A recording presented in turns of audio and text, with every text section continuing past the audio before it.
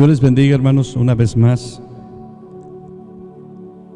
Quiero compartirles unas verdades que se encuentran en el libro del profeta Ageo.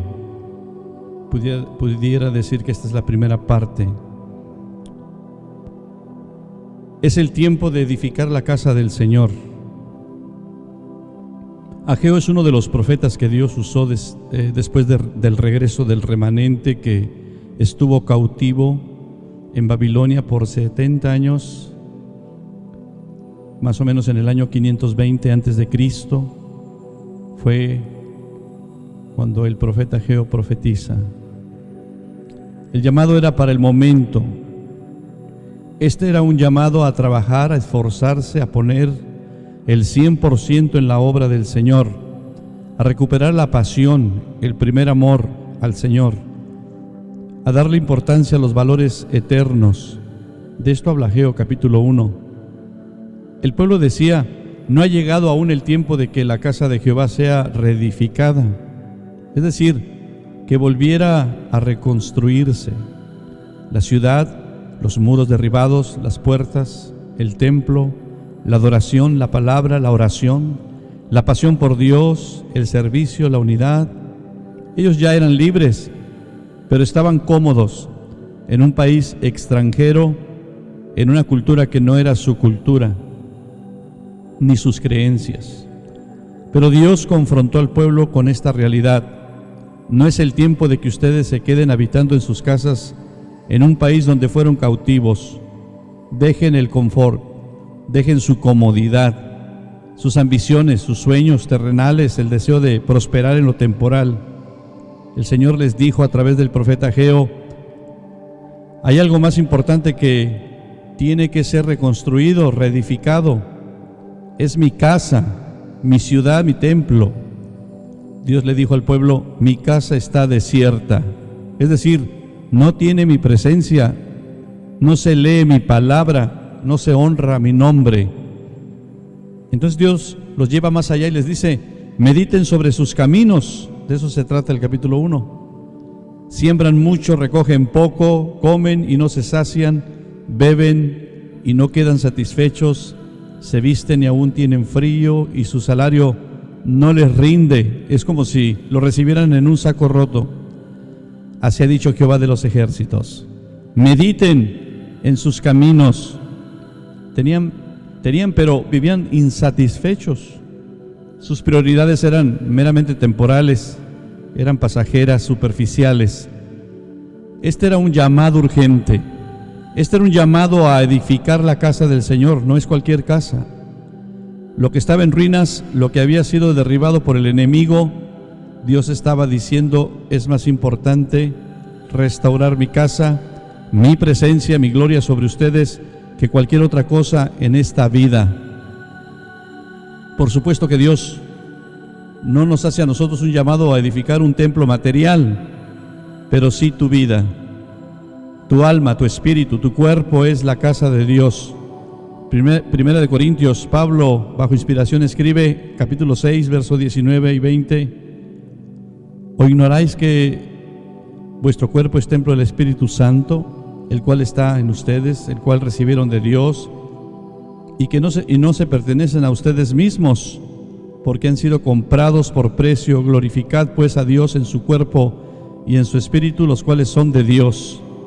Dios quiere levantar esta casa, tu vida. Dios quiere restaurar la adoración y la comunión con Él, el poder de su palabra viva actuando poderosamente en ti. Él quiere restaurar la fe en Él, la confianza en Él.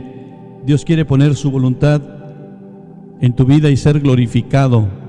En Ageo 1:8, Dios le dice a su pueblo: suban al monte, traigan madera y reedifiquen la casa, y pondré en ella mi voluntad y seré glorificado. Este es el anhelo de Dios. Dios dijo: por cuanto mi casa está desierta y cada uno de ustedes corre a su propia casa. ¿Dos casas? Una casa, la casa que Dios quiere levantar. La otra casa es la que nosotros estamos levantando. ¿Dónde ponemos nuestro corazón? ¿Dónde ponemos nuestras pasiones y pensamientos? Estos dos chocan. Estos dos pensamientos chocan uno contra el otro. Lo que Dios quiere hacer en mi vida y lo que yo quiero hacer con mi vida. Lo que Dios quiere levantar en tu vida y lo que tú quieres levantar en tu vida. Por eso se detuvo de los cielos sobre ustedes la lluvia, dice el Señor, y la tierra de dar su fruto. Nuestra vida se seca sin esa lluvia del cielo, sin el Espíritu Santo. Si Él no viene como un rocío sobre tu vida día a día, te secas, no hay fruto. Jesús dijo: toda rama lejos de mí, apartada de mí, no da fruto. Si alguien cree que puede dar fruto viviendo a su manera y glorificar a Dios sin tener una verdadera comunión con Dios, con su Hijo, con el Espíritu Santo, con la palabra, está engañado, se engaña a sí mismo. Sin Él nada somos, sin Dios como prioridad de nuestra vida, fracasaremos de seguro. Mira la gente sin Dios, incluyendo creyentes. No se sacian, no les rinde la vida, ni el tiempo, ni su dinero, corriendo de aquí para allá.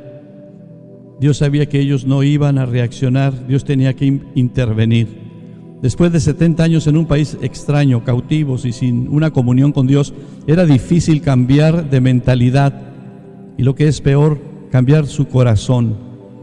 Así que suceden tres cosas maravillosas. El pueblo oye, el pueblo teme y Dios despierta al pueblo. Pero cuando el pueblo oye y teme, Ageo habla, palabra de Jehová en el verso 13 de Ageo 1, y dice: yo estoy con vosotros, dice Jehová. ¿Y qué es lo que sucede? En el verso 14, Dios despierta, les abre el entendimiento, el conocimiento, la conciencia de Dios y de lo más importante. Vaya conmigo, Ageo 1, verso 12. Y oyó Zorobabel, hijo de Salatiel, y Josué, hijo de Josadac, sumo sacerdote, y todo el resto del pueblo, la voz de Jehová su Dios y las palabras del profeta Ageo, como le había enviado Jehová su Dios, y temió el pueblo delante de Jehová. Verso 13, entonces Ageo, enviado de Jehová, habló por mandato de Jehová al pueblo, diciendo: yo estoy con vosotros, dice Jehová. El 14 dice: y despertó Jehová el espíritu de Zorobabel, gobernador de Judá, y el espíritu de Josué, sumo sacerdote, y el espíritu de todo el resto del pueblo. Y vinieron y trabajaron en la casa de Jehová de los ejércitos, su Dios. El problema de Israel después de la cautividad no era la idolatría, sino la avaricia. ¿Qué es la avaricia? El afán de amontonar para ellos mismos.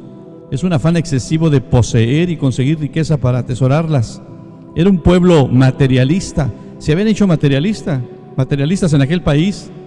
En un sentido espiritual, es poseer solo aquellas cosas con exceso afán que me hacen sentir bien sin importar, sin ofender a Dios.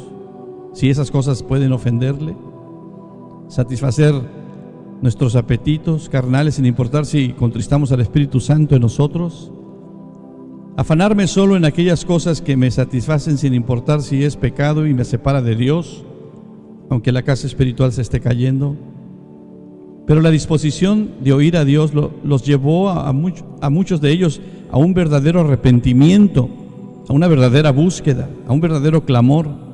Al despertar a la realidad de Dios, fueron llevados a un tiempo de fiesta, de regocijo y a la vez de solemnidad. De hecho, el nombre del profeta que Dios usó para esto, Ageo en hebreo, Agai, significa fiesta, solemnidad. En conclusión, imagínense, el templo es terminado y era el día de la dedicación. Esdras 6:16 dice: entonces los hijos de Israel, los sacerdotes, los levitas y los demás que habían venido de la cautividad hicieron la dedicación de esta casa de Dios con gozo. Esdras 6:19 al 22, también los hijos de la cautividad celebraron la Pascua. La Pascua es una fiesta a los 14 días del mes primero, porque los sacerdotes y los levitas se habían purificado en unidad, todos estaban limpios y sacrificaron la Pascua por todos los hijos de la cautividad y por sus hermanos los sacerdotes y por sí mismos. Verso 21, comieron los hijos de Israel que habían vuelto del cautiverio con todos aquellos que se habían apartado de las inmundicias de las gentes de la tierra para buscar a Jehová. Dios de Israel. 22. Y celebraron con regocijo la fiesta solemne de los panes sin levadura 7 días, por cuanto Jehová los había alegrado. ¡Qué tremendo! Dios era su gozo, Dios era su alegría. Escuche esto. Y había vuelto el corazón del rey de Asiria hacia ellos para fortalecer sus manos en la obra de la casa de Dios, del Dios de Israel. Cuando el pueblo oye a Dios, el pueblo teme a Dios, tiene un temor reverente hacia Dios. Y cuando el pueblo tiene un temor reverente hacia Dios, entonces, cuando el pueblo teme, prepárese porque Dios comienza a actuar, comienza a despertar una pasión por las cosas de Él, las cosas sagradas, las cosas eternas, las cosas que agradan a Dios. Y cuando Dios despierta, Dios bendice. No estoy hablando de cosas materiales. Puede ser que Dios sí supla y sí lo hará, cosas materiales, pero Dios empieza a bendecir con su presencia. Quiero preguntar una cosa. Si usted tiene a Dios de su lado, ¿qué más necesita? Si usted tiene a Dios, ¿qué más quiere? ¿Hay algo mejor que Él?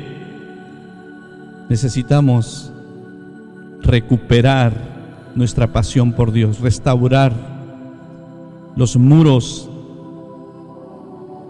que nos llevan a Dios, que nos protegen con la verdad de Dios. Hermanos, son tiempos de cambios en tu vida. En todo el mundo, ahorita todo el mundo está en un tiempo de cambios, en todos los sentidos. No desaprovechemos la oportunidad en este tiempo de lo que Dios quiere hacer en ti, quiere hacer en la iglesia local, quiere hacer con nosotros como remanente. No desaprovechemos esta oportunidad. Dios es bueno. Dios nos está invitando a reconstruir la adoración a Dios. Hay que reafinar nuestro oído para oír a Dios. Tenemos que comenzar a levantar los muros, ayudarnos unos a otros, estimularnos unos a otros, animarnos, alentarnos, trabajar. La obra que el Señor ha comenzado en ti y en mí, Dios está dispuesto a perfeccionarla. De hecho, ese es su compromiso hasta el día del fin. Hermanos, estemos atentos. En este tiempo Dios quiere hacer cosas grandes y maravillosas. Dios es bueno. Hermanos, que Dios les bendiga. Espero que esto les ayude, sea de bendición para sus vidas. Dios les bendiga.